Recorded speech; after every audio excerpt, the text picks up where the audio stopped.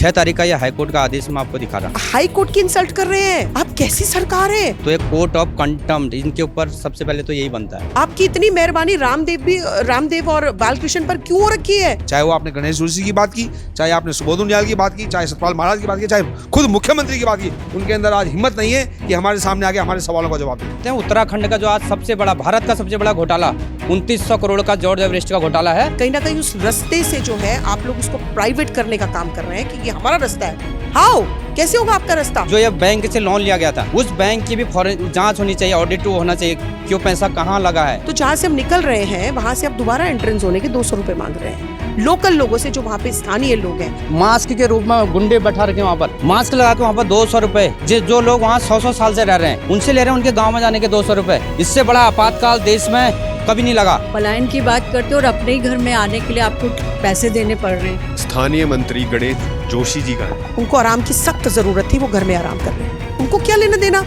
उन्होंने तो अपना इतना भ्रष्टाचार का उनके ऊपर मुकदमा लगा हुआ है, वो उसमें अभी बिजी भी है थोड़े से, और वो बचता जा रहा है इस मुख्यमंत्री के कारण। चोर कभी सामने नहीं आएगा, चोर भागेगा आपसे। हमारी सरकार तो राजा बनी है, राजा, और हमको जनता को जूते में रखकर सीधा दिल्ली के मठाधीशों के लिए काम करती हुई दिख रही है। बहुत ही जो धाकड़ धामी बोलते हैं, सबसे बड़े धाकड़ है किसमें? भ्रष्टाचार में। और उनके साथ हमारे शक्तिमान जिन्होंने पांव तोड़ दिया एक घोड़े का, उनके ऊपर विजिलेंस की जांच के लिए कई बार लिखा गया है, सतपाल महाराज जी। इन तीनों लोगों की मिली भगत से और नगर पालिका मसूरी पूरा तंत्र इसमें मिला है, जिसकी मार्केट वैल्यू जो है इस समय 30,000 करोड़ है, और आपने कितने में दिया? 15 करोड़। जहाँ पे कि 40 डेसिमल से ऊपर वॉइस कल्चर नहीं होना चाहिए, वहाँ 120 के कल्चर से 2-2 हेलीकॉप्टर उड़ रहे हैं। और एक ही ठेकेदार के 2-2 टेंडर लेने वाला गणेश जोशी सैनिकों का बहुल्य राज्य है, उसका मंत्री बना हुआ है। हमारी बहन अंकिता भंडारी के साथ जो VIP वाला जो केस हुआ था, उसके बाद इन्हें शर्म नहीं है इन सरकार को। आप जाइए वहाँ विधानसभा की तरफ जाइए, कितने बड़े बड़े होल्डिंग लगाए हैं कि CBI जांच करने के लिए धाकड़ धामी का धन्यवाद। आप धन्यवाद किसका कर रहे हो? ना इनके महिला मोर्चा वाले कोई भी नहीं निकले थे बाहर, और सारे होल्डिंग लगा रहे, होल्ड मची है विधायकों में। जनता का नाम नहीं है उसमें कि जनता के दबाव में लिया गया है निर्णय। जिस सरकार ने, जिस धामी जी ने 3 साल तक अंकिता के माता पिता को एक बार भी देखने नहीं गए। इनके पास कोई डॉक्यूमेंट्स नहीं है, लेकिन इनके पास सत्ता की ताकत जरूर है, जिस ताकत से ये लोग हम लोगों को दबाने का और कुचलने का काम कर रहे हैं। तो हम ऐसा नहीं होने देंगे। कुछ लोग ये भी कह रहे हैं कि आप वहाँ से इलेक्शन लड़ने वाली हैं, इसलिए आप ये मुद्दा उठा रही हैं। 20 साल से जो है सामाजिक काम कर रहे हैं, तो क्यों नहीं लड़ सकते इलेक्शन? इलेक्शन में कौन सी समस्या है? इसको क्यों मुद्दा बनाया जा रहा है? आज मोदी जी जो है 33% आरक्षण की बात करते हैं महिलाओं के लिए, तो हम जैसी महिलाएं तो होंगी, और कौन होगा? अगर आप उत्तराखंड से हैं तो आप मसूरी और जॉर्ज एवरेस्ट के बारे में तो जानते ही होंगे, और अगर कभी आप हाल फिलहाल में जॉर्ज एवरेस्ट गए हैं तो वहाँ पे कुछ लोग आपको पैसे लेते हुए दिखाई देंगे, कुछ लोग पैसे देते हुए दिखाई देंगे, और कुछ लोग इस चीज़ का विरोध करते हुए दिखाई देंगे। और जो लोग विरोध कर रहे हैं वो यहाँ पे हमारे साथ मौजूद हैं, और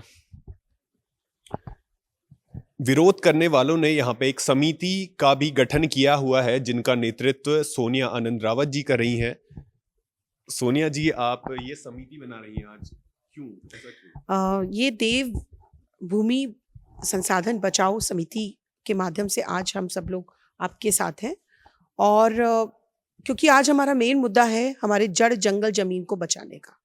जिस तरीके का अत्याचार हमारे जड़ जंगल जमीन के साथ जो भाजपा सरकार है और उसके मंत्री और तानाशाह सरकार जो कर रही है, आज उसके खिलाफ जो है हमने आवाज उठाने का आह्वान किया है, और ये समिति हमने आज ही से शुरू किया है इसको।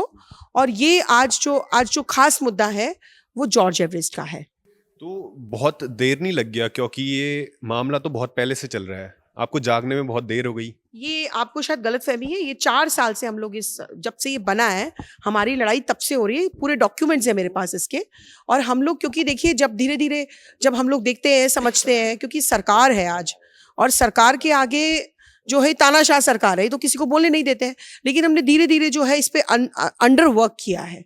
पहले इसके डॉक्यूमेंट्स ढूंढे, इसमें क्या हुआ है क्या नहीं हुआ है, तो उसमें थोड़ा सा समय लगा, लेकिन हम लोग पिछले 3.5-4 साल से इस पे लड़ाई लड़ रहे हैं।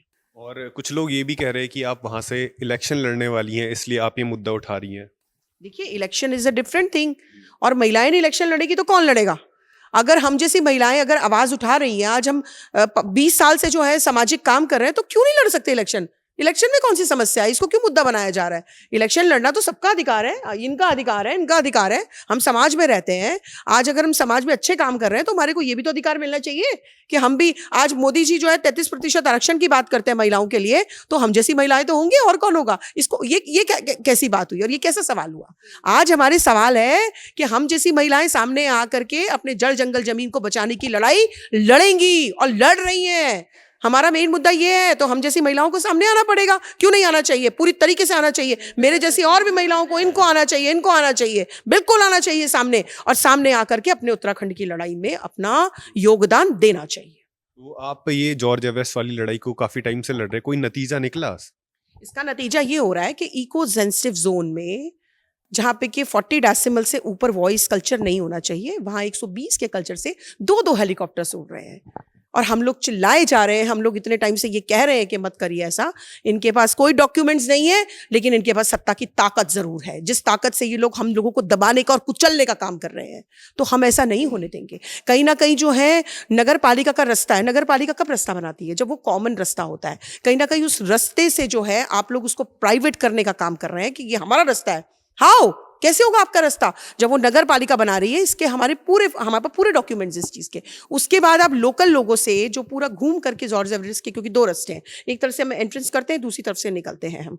तो जहां से हम निकल रहे हैं वहां से आप दोबारा एंट्रेंस होने के 200 रुपए मांग रहे हैं लोकल लोगों से, जो वहां पे स्थानीय लोग हैं, गरीब लोग हैं, जो बेचारे 200-300 रुपए पूरा दिन में मेहनत करके कमाते हैं। उनसे आप 200 रुपए वसूलने का काम इसलिए कर रहे हैं कि हम जो है ये पूरा जो घूम के जो पूरा जॉर्ज एवरेस्ट का एरिया वो पूरा अपने अंडर ले ले और इनको मारे धक्का।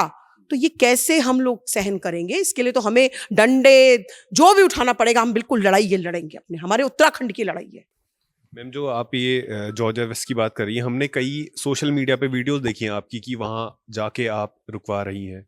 ऊपर से हाई कोर्ट का ऑर्डर भी आ गया, फिर भी आप कह रही है कि वो फिर भी पैसे ले रहे हैं। हाँ, अब क्या? यही तो हमारा सवाल है कि जब हाई कोर्ट का ऑर्डर है हमारे पास, हमने इस कोर्ट को, विनीता जी लड़ रही थी मेरे साथ, हम सब लोग एक साथ इस लड़ाई को लड़ रहे हैं, तो आप कैसे 200-200 रुपए लोगों से बटोर रहे हैं? और आप तो हाई कोर्ट की इंसल्ट कर रहे हैं। आप कैसी सरकार है? आप कैसे लोग हैं? आपकी इतनी मेहरबानी रामदेव और बालकृष्ण पर क्यों हो रखी है? क्या लगते हैं आपके इतने खास लोग जो आपको बेरोजगार युवा दिखाई नहीं दे रहे हैं? मैं चाहूंगी कि आप कुछ सवाल यहां भी करिए, इनसे भी करिए, आप इनसे पूछिए कि क्या स्थिति है आज। तो स्थानीय मंत्री गणेश जोशी जी कहाँ हैं? जोशी जी इस समय घर में आराम कर रहे हैं। उनको आराम की सख्त जरूरत थी, वो घर में आराम कर रहे हैं। आप ये देखिए कि 1200 करोड़ रुपए का काम जो है पूरे उत्तराखंड को मिला था जब आपदा आई थी। अब जब आपने चर्चा की है तो उस आपदा के बाद आप जरा ग्राउंड जीरो पे जाके काम करिए, आप करिए, देखिए ना क्या काम हो रखा है, आपको पता चलेगा। आपको उन चीजों को लेके आना चाहिए लोगों के सामने कि क्या काम कर रही है ये सरकार। सड़कें जो है क्रैक हो चुकी हैं, लोगों ने जो है डंडे लगा लगा के लोग इस तरीके से चल के दूसरी रोड पर आ रहे हैं। वो पुल देखो जिसपे 6-6, 8-8 घंटे का जाम लग रहा है। किमाड़ी वाली रोड आप पूरी की पूरी देखो, जहां पे कितना बुरा हाल है, लोगों के पीछे से पुश्ते निकल चुके हैं, पूरी सड़कें साफ। और आप एक बारिश और आने दीजिए।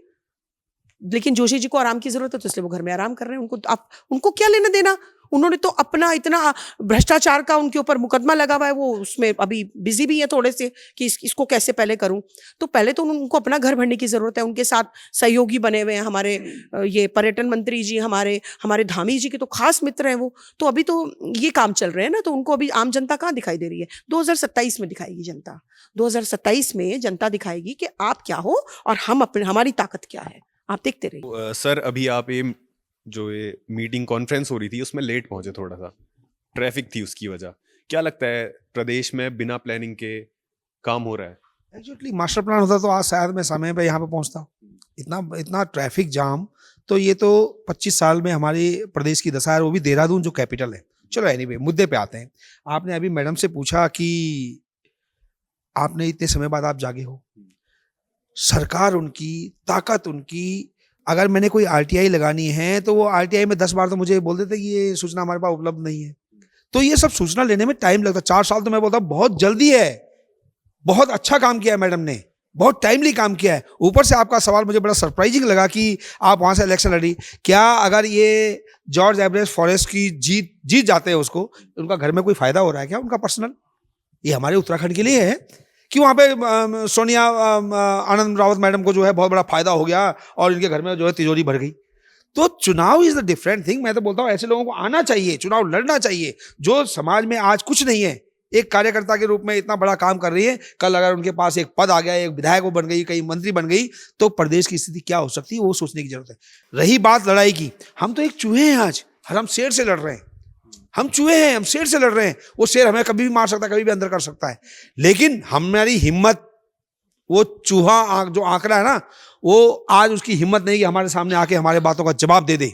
चाहे वो आपने गणेश जोशी की बात की, चाहे आपने सुबोध उनियाल की बात की, चाहे सतपाल महाराज की बात की, चाहे खुद मुख्यमंत्री की बात की, उनके अंदर आज हिम्मत नहीं है कि हमारे सामने आके हमारे सवालों का जवाब दे दे। सर वही जो काम है उनियाल जी का है, गणेश जोशी जी का है, स्थानीय मंत्री है वहाँ के, तो उनको आना चाहिए, इस चीज के खिलाफ आवाज उठानी चाहिए। जॉर्ज एवरेस्ट में हो रहा है, वो किधर है? भाई साहब, चोर कभी सामने नहीं आएगा, चोर भागेगा आपसे।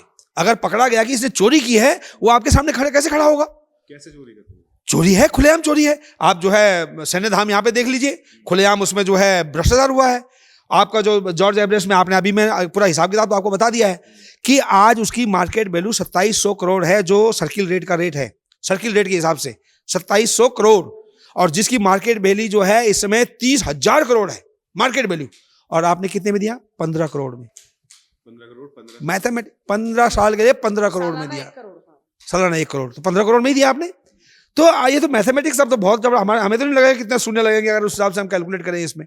तो इस तरह की चोरी की है इन्होंने, जबकि वहां पे इनकम अगर 1 करोड़ सरकार को दे रहा है तो कम से कम 50 करोड़ वो कमा रहा है, तो वो 40 करोड़ जो है वो किसकी जेब में जा रहे हैं, वो सवाल हम सरकार से पूछते हैं। क्योंकि 1000 रुपए आप 1000 रुपए एक गाड़ी का टैक्स ले रहे हैं, 200 रुपए आप गांव वालों से ले रहे हैं, तो वो पैसा कहां जा रहा है? 100 करोड़ आपने 1 करोड़ आपने सरकार को दे दिया, आज उत्तराखंड सरकार को दे दिया, क्योंकि लीज पे मिला हुआ है। बाकी पैसे कहाँ हैं, किस रास्ते से किसकी जेब में जा रहे हैं, किस मंत्री की जेब में जा रहे हैं, वो सवाल हम पूछते हैं। एग्जैक्टली है, और इसीलिए कोई मंत्री किसी की हिम्मत नहीं है कि हमारे सवालों का सामने आ जाए प्रेस में हमारे साथ बैठ के जवाब दे रहे, हम तैयार बैठे। सर जैसे कि मैम काफी टाइम से लड़ाई लड़ रही हैं और उसका एक नतीजा निकला कि हाई कोर्ट ने वहां पे पैसे लेने के लिए मना कर दिया, फिर भी पैसे लिए जा रहे हैं। बिल्कुल कंटेम्प्ट ऑफ कोर्ट बनता है। हम कल वहां पहुंचेंगे और हम चेक करेंगे कि 6 तारीख को अगर ये ऑर्डर पास हो चुका है, आपके पास हार्ड कॉपी नहीं है, आजकल ऑनलाइन सब मिलता है, अगर 6 तारीख से ही ये व्हाट्सएप में चल रहा है, अगर 6 जनवरी को कोर्ट ने ऑर्डर किया है कि जो है आपको वो भूमि खाली करनी पड़ेगी, केवल आपको जो अलॉट किया गया है, जो आपका मेन गेट ऊपर वाला है, वहां से बाहर आप कुछ नहीं कर सकते, लेकिन आपने पूरी फेंसिंग लगा के नीचे कम से कम 1 किलोमीटर नीचे तक आपने कब्जा रखा है, नीचे बैरियर लगा के आप लोगों से पैसा वसूल कर रहे हैं। This is contempt of court, और इसको कोर्ट का भी संज्ञान लेना चाहिए कि आपने अगर हाई कोर्ट ने कोई ऑर्डर किया है, तो अगर आपका कंटेम्प्ट ऑफ कोर्ट हो रहा है तो आपको खुद भी एक्शन लेना चाहिए, उसमें हाई कोर्ट को भी इसका संज्ञान लेना चाहिए। हम तो लेंगे ही। तो इस जो ये मुहिम है उसकी एक और मुख्य आवाज है सर धन्यवाद। क्यों हाई कोर्ट का अवहेलना हो रही है और प्रशासन कुछ नहीं कर पा रही है, ऐसा क्यों? देखो, इस जो वर्तमान सरकार है, ये हमारे जो न्यायालय हैं उनका अनदेखी कर रही है, और इसको बहुत गंभीरता से जो प्रबुद्ध लोग हैं, जिनको चिंता है कि इस देश का, इस राज्य का लोकतंत्र बचना चाहिए, वो बहुत गंभीरता से इस इशू को ले रहे हैं कि आखिर सरकार अनदेखा क्यों कर रही है न्यायालय के कानून को। इसमें ही नहीं, वो उपनल के लिए आया था, सम्मान वेतन का, आप बेरोजगारों को किस तरह से वे धोखे में रखकर मूर्ख बना रहे हैं, हम सब जानते हैं। इन तमाम सवालों को लेकर अब जो संसाधन है, विश्व में सबसे प्राकृतिक संसाधनों में धनी उत्तराखंड का आज युवा दर दर भटक रहा है रोजगार के लिए। ये राज्य 42 शहादतों के बाद ऐसे तो नहीं लिया था कि इसके संसाधन हमारी सरकारें माफियों के हाथ लुटाए। और जिस तरह से आपने अभी सवाल खड़ा किया कि गणेश जोशी जो ऑलरेडी भ्रष्टाचार के घेरे में है, जिसको सीधा सीधा सैन्य धाम में अपराधी माना गया है, और वो बचता जा रहा है इस मुख्यमंत्री के कारण। और वो सैन्य धाम जिसको कि प्रधानमंत्री जी ने 5वां धाम करके पुकारा था, वो आज 48 करोड़ से 100 करोड़ में ले जाने वाला और एक ही ठेकेदार के 2 टेंडर लेने वाला गणेश जोशी आज भी सैन्य जो हमारा सैनिकों का बहुल्य राज्य है उसका मंत्री बना हुआ है। इसीलिए आज सरकार त्रस्त हो गई है, उनको सैनिकों का 1% भी समर्थन नहीं मिल रहा। कल गवर्नर वहां ढूंढ रहे थे लोग कि कहाँ है सैनिक, कहाँ है सैनिक। सैनिक का मोह भंग हो चुका है इस सरकार के साथ गलत नीतियों के कारण। तो आप सीधे सीधे इल्जाम लगा रहे हैं कि वो भूमाफियाओं का साथ दे रहे हैं, वो भूमाफिया। गणेश गोदियाल जी ने भी बोला था कि प्रदेश का सबसे बड़ा भूमाफिया बालकृष्ण जी को बताया था। तो आप ये सीधे सीधे इल्जाम लगा रहे हैं उन पे। देखो, ये खाली भूमाफिया ही नहीं, इन्होंने पूरे हमारे यमकेश्वर में पूरे पहाड़ के पहाड़ ले लिए हैं और उत्तराखंड में इनकी पूरी टीम जमीन ढूंढ रही है और सरकार उनकी मदद कर रही है। और हमारी जो जड़ी बूटी है, जो संजीवनी पैदा करने वाला उत्तराखंड, उसकी पूरी चोरी दोहन करके पतंजलि के अंदर जा रहा है। और हमारी अगर आज जो पतंजलि का संसाधन इस राज्य के कारण बदौलत बने हैं, अगर हमारी अभागी सरकारें यही करती जो आज रामदेव कर रहा है, बालकृष्ण कर रहा है, तो आज हजारों हजार युवाओं को यहाँ रोजगार मिलता हमारे संसाधनों के माध्यम से। लेकिन हमारी सरकार तो राजा बनी है, राजा, और हमको जनता को जूते में रखकर सीधा दिल्ली के मठाधीशों के लिए काम करती हुई दिख रही है। ये बहुत, इसलिए उत्तराखंड का पूर्व सैनिक आक्रोशित होकर इस राज्य के खिलाफ, इस व्यवस्था के खिलाफ एक लंबी लड़ाई लड़ने के लिए तैयार हो चुका है। और आप देख रहे हैं किस तरह से यहाँ पे आप देखेंगे पूर्व सैनिक और मातृशक्ति जिन्होंने एड़ी गाड़ कर इस राज्य की लड़ाई लड़ी थी, ये सोच के कि हमारे बच्चों को रोजगार मिलेगा, लेकिन वो सब कुछ नहीं हुआ। इसलिए फिर से एक नया आंदोलन की उत्पत्ति होने का आज प्रथम दिन है, जहां उत्तराखंड की हुंकार भरी है सोनिया आनंद जी ने कि हम इस लड़ाई को, इसके संसाधनों की लड़ाई को एड़ी गाड़ के लड़ेंगे और छीनेंगे माफियों के हाथों से। तो जैसे हमने बात की, तो ये सिर्फ एक राजनीतिक मुहिम नहीं है, ये एक रेवोल्यूशन टाइप का है। तो एक आखिरी चीज मैं ये पूछना चाहूंगा कि आप, जो हमारे दर्शक हमें देखते हैं, जिनसे जो जॉर्ज एवरेस्ट जा रहे हैं और उनसे पैसा लिया जा रहा है, आप उनको क्या संदेश देना चाहेंगी? उनको यही संदेश देना चाहूंगी कि जरूर आए जॉर्ज एवरेस्ट में, लेकिन जो अपने आत्मसम्मान की लड़ाई है, आप घूमने आते हैं उत्तराखंड में, तो टूरिस्टों को बेवकूफ ना बने टूरिस्ट। बिल्कुल, जहां मतलब जेन्युइन तरीके से हाई कोर्ट का ऑर्डर हो चुका है कि पैसे नहीं, तो क्यों दोगे आप पैसा भाई? मैंने तो उस पर एक वीडियो अपलोड किया था, आपने देखा होगा। उसमें मतलब ये सोचिए 1,000 लोगों ने उसको वीडियो को शेयर किया और 1400 लोगों ने उसके लिए लिखा। तो इट्स अ बिग थिंग कि भाई जहाँ पे जो सिस्टम है वो सबके लिए होना चाहिए। अगर देने वाली बात है तो मैं कहूँगी दो, जहाँ देने का है, जहाँ पर आपका सिस्टम है कि भैया यहाँ पे देना है, यहाँ से चलता है सिस्टम पूरा। लेकिन जहाँ पर देना ही नहीं है वहाँ पे क्यों दो? वहाँ पर बिल्कुल आंख दिखा करके बोलो कि यहाँ पे पैसा नहीं देंगे।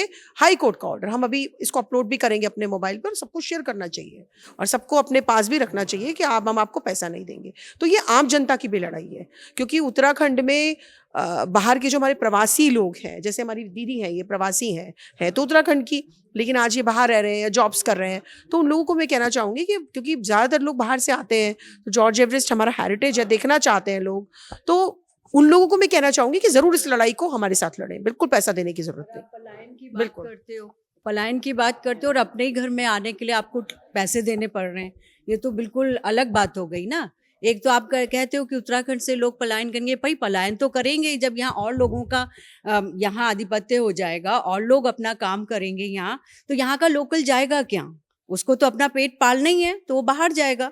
या तो आप उनको रोजगार दो। और ये तो कमाल की बात है कि अपने ही घर जाने के लिए आपको रोज 100 रुपए देना पड़ेगा, या कितना है वो, आप 200 रुपए देना पड़ेगा अपने ही घर जाने के लिए। तो नेचुरली वो दूसरे घर ही जाएगा, बाहर ही जाएगा। जब अपने घर जाने का उसे यहाँ टोल देना पड़ रहा है या टिकट देना पड़ रहा है रोज के रोज, तो बेचारा कमाएगा कहाँ? तो ये तो बहुत ही गलत है ये सरकार का। और ये तो चिराग तले जैसे बोलते हैं ना, अंधेरा वाली बात हो गई कि यहाँ का इंसान अपना अंधेरे में और बाहर के लोग उसकी रोशनी से आनंद ले रहे हैं। तो कहाँ की देवभूमि, ये बहुत पैथेटिक पार्ट हो गया है। तो इस उत्तराखंड को बचाने का हम सबका ये होना चाहिए कि यहाँ के जो संसाधन है, ठीक है विकास हर कोई चाहता है, विकास होगा तभी यहाँ के लोगों को रोजगार मिलेगा, लेकिन उसकी शर्त ये होनी चाहिए कि यहाँ के लोकल्स को उसमें रोजगार मिले। विकास के लिए ठीक है, बाहर से आ जाएं लोग, उसमें कोई प्रॉब्लम नहीं है। आपके चैनल के माध्यम से एक ही सवाल उन लोगों के लिए जो जॉर्ज एवरेस्ट विजिट कर रहे हैं, हाई कोर्ट का ऑर्डर निकल चुका है, आपको कोई पैसा देने की जरूरत नहीं है, कोई देता है तो आप अपने हक के लिए लड़िए उनसे, और आपकी कोई परेशानी है आप फेसबुक लाइव आइए, हम आपकी मदद के लिए वहाँ खड़े होंगे। जय हिंद, जय उत्तराखंड। सबसे पहले मैं आपके चैनल का बहुत बहुत धन्यवाद करता हूं कि जो आज हमारी देवभूमि संसाधन बचाओ समिति, जो कि उत्तराखंड के संसाधनों को बचाने के लिए, संसाधन मतलब सब कुछ आ गया उसमें, पूरे उत्तराखंड के जो भी अन्याय हो रहे हैं लोगों के साथ। तो जॉर्ज एवरेस्ट का जो मामला आप विभिन्न कई सालों से आप देख भी रहे होंगे, तो इसमें जैसे अभी हाईकोर्ट का आदेश आया था 6 तारीख को कि आप यहाँ पर कोई शुल्क नहीं ले सकते। उसके बाद मैं आपको दिखाऊंगा, अब कल का ये शुल्क है, देखो 200 रुपया। रामदेव की कंपनी का नाम लिखा है, देखो इसमें साफ साफ बालकृष्ण की ये कंपनी है, ऊपर उसका टॉप में नाम है। 6 तारीख का ये हाईकोर्ट का आदेश मैं आपको दिखा रहा। तो ये कोर्ट ऑफ कंटेम्प्ट, इनके ऊपर सबसे पहले तो यही बनता है कि ये ना ये हाईकोर्ट को मान रहे हैं ना किसी कोर्ट को मान रहे हैं। तो ये अपने आप में एक तानाशाह सरकार चल रही है उत्तराखंड में, और इसके पीछे हमारे बहुत ही जो धाकड़ धामी बोलते हैं, आज वो सबसे बड़े धाकड़ हैं किसमें, भ्रष्टाचार में, पूरे वर्ल्ड में। मैं तो कहता हूँ पूरे वर्ल्ड में नंबर 1 है। और उनके साथ हमारे शक्तिमान जो जिन्होंने पांव तोड़ दिया एक घोड़े का, वो मंत्री सबसे ज़्यादा आज उनके ऊपर विजिलेंस की जांच के लिए कई बार लिखा गया है, लेकिन कैबिनेट से वो बात हट जाती है। उसके अलावा सतपाल महाराज जी एक महाराज बनते हैं, पर्यटन मंत्री हैं। इन तीनों लोगों की मिली भगत से, और नगर पालिका मसूरी, पूरा तंत्र इसमें मिला है। और जो आपने देखा होगा कि 3 टेंडर जब भरे गए थे इसके लिए, तीनों कंपनियां बालकृष्ण के नाम से रजिस्टर्ड थी। जब उनका आरटीआई से बहुत सारे दस्तावेज हमारे पास हैं, तो तीनों कंपनियां एक ही मालिक उसका निकला, हरिद्वार में ही एड्रेस था तीनों का। और लास्ट में इस कंपनी को लास्ट में टेंडर दे दिया जाता है, दोनों को बाहर करके। ये वो कंपनी टॉप में अब मैं आपको दिखा रहा। तो ये सीधा सीधा उत्तराखंड के संसाधनों को लूट के, ये हमारी धरोहर है। और वहाँ 40 डेसिबल से ज़्यादा आरटीआई में ही खुलासा हुआ है, ये हमने नहीं बताया है, आरटीआई में खुलासा हुआ कि 40 डेसिबल से ज़्यादा जीरो सेंसिटिव जोन है वहाँ पर। आप यहाँ पर फिर से केदारनाथ जैसी आपदाएं लाना चाह रहे हैं, इसका मतलब यही लग रहा है मुझे। हुआ था ना 2013 में, ऐसे ही आप संसाधनों के साथ खिलवाड़ करेंगे। तो मैं आज इस आपके चैनल के माध्यम से इस उत्तराखंड की पूरी सरकार को, इस भ्रष्ट सरकार को, जो अब 2026 में इनकी विदाई लगभग तय कर दी है जनता ने, तो ये जाते जाते भी अभी छोड़ेंगे नहीं। जितना बचा है उस उत्तराखंड को भी एक पूरा हजम करना चाहते हैं। और इनको पता भी चल गया है, अभी अंकिता वाले मामले में आपने देखा, हमारी बहन अंकिता भंडारी के साथ जो वीआईपी वाला जो केस हुआ था, उसके बाद इतनी इन्हें शर्म नहीं है इन सरकार को। आप जाइए वहाँ विधानसभा की तरफ जाइए, कितने बड़े बड़े होल्डिंग लगाए हैं इन बीजेपी के नेताओं ने कि सीबीआई जांच करने के लिए धाकड़ धामी का धन्यवाद। देखिए आप कितनी शर्म, कहाँ पर आप राजनीति को ले जा रहे हैं, उत्तराखंड की राजनीति को। क्या अंकिता क्या थी अंकिता, आप धन्यवाद किसका कर रहे हो? शर्म आनी चाहिए आपको, ऐसे मुख्यमंत्री को भी, ऐसे सरकार को भी। मैं वैसे विरोध नहीं कर रहा, लेकिन यह एक बिल्कुल फैक्ट बता रहा आपको। इतने, और अभी तक ना इनके महिला मोर्चा वाले कोई भी नहीं निकले थे बाहर। आज सारे होल्डिंग लगा रहे, होल्ड मची है विधायकों में कि सीबीआई जांच की। और उसमें जनता का नाम नहीं है उसमें कि जनता के दबाव में लिया गया है निर्णय। उसमें लिखा है कि अंकिता के माता पिता के अनुरोध पर। देख रहे हैं हम, जिस सरकार ने, जिस धामी जी ने 3 साल तक अंकिता के माता पिता को एक बार भी देखने नहीं गए, जब जनता पूरी सड़कों से लेकर पहाड़ से लेकर मैदान तक जनता ने इनको भगाना शुरू किया, तब दबाव में इन्होंने सीबीआई जांच की। और हम आज आपके चैनल के माध्यम से बताते हैं, उत्तराखंड का जो आज सबसे बड़ा, भारत का सबसे बड़ा घोटाला 2900 करोड़ का जॉर्ज एवरेस्ट का घोटाला है, तो इसमें सीबीआई जांच होनी चाहिए। और जो ये बैंक से लोन लिया गया था, जो एडीबी बैंक है, एशियन डेवलपमेंट बैंक से, इन्होंने उसको प्रॉपर्टी को सही करने के लिए लिया था, उस बैंक की भी फौरन जांच होनी चाहिए, ऑडिट होना चाहिए कि वो पैसा कहाँ लगा है। केवल बालकृष्ण के, और वहाँ पर आप जाएंगे, हम तो गए हैं वहाँ पर, मास्क के रूप में गुंडे बैठा रखे वहाँ पर, पूरे मास्क, उनके केवल आंख दिखेंगे, आप खुद कल जा सकते हो वहाँ पर, जो वसूली कर रहे हैं। और वो मास्क लगा के वहाँ पर 200 रुपये, जो लोग वहाँ 100 साल से रह रहे हैं उनसे ले रहे हैं, उनके गांव में जाने के 200 रुपये। इससे बड़ा आपातकाल देश में कभी नहीं लगा। आप केवल धर्म के नाम पर राजनीति करते रहोगे, लेकिन देवभूमि से जब आपका जो डाउन होने का समय है ना, वो देवभूमि से होगा। यहाँ ये देवों की भूमि है, यहाँ आपका पूरा न्याय होगा। और जॉर्ज एवरेस्ट की हम पूरी मांग करते हैं कि सीबीआई जांच करके भ्रष्ट मंत्री और विधायकों को तुरंत जेल डाला जाए, इनको, ये हमारी मांग। उत्तराखंड की लड़ाई के लिए जो आप देख सकते हैं, देवभूमि संसाधन बचाओ समिति का आज निर्माण हो चुका है। और जो भी ये कॉन्फ्रेंस थी आपने देखी, जॉर्ज एवरेस्ट की बात करें तो जो भी सर ने बोला, आप उस पे कर सकते हैं काम। और अगर आपको कोई दिक्कत होती है तो आप ऑनलाइन शिकायत कर सकते हैं। ऐसे ही अपडेट्स के लिए या फिर न्यूज़ के लिए बने रहिए द न्यूज़ वाला नेटवर्क के साथ। धन्यवाद।